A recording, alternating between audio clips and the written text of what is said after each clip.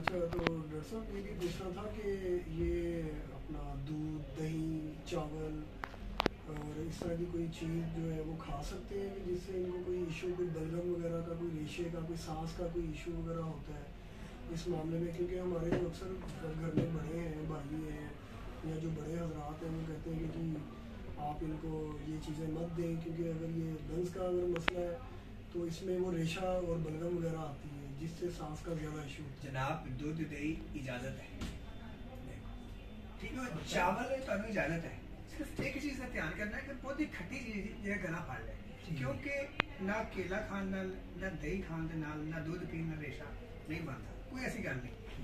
वो तो फिफरे वैसे जेने चुके ना नुक्स उतां बनता है। एक बच्चा जरा छोटा होता है, जरा मां दूध पींदा है उन्होंने रेशा बन जाता है, ठीक है जी।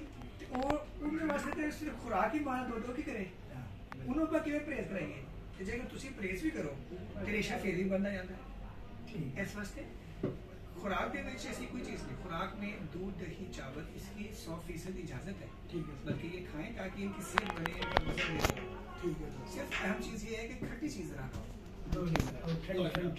बाकी जनाब हर नेमत आंदे हो आंदे। हाँ, ठंडी भी ना खाएंगे।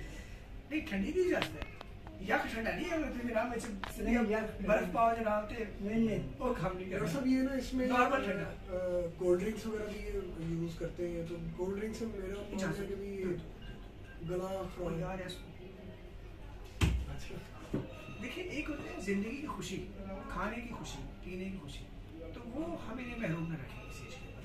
खाने पीने में जो भी ये मांगते हैं तो खाने में इतना सा है तो कम से कम इनके जहन में जो ख्याल जो जायका आता है उससे ये लुत्फानंदोज हो।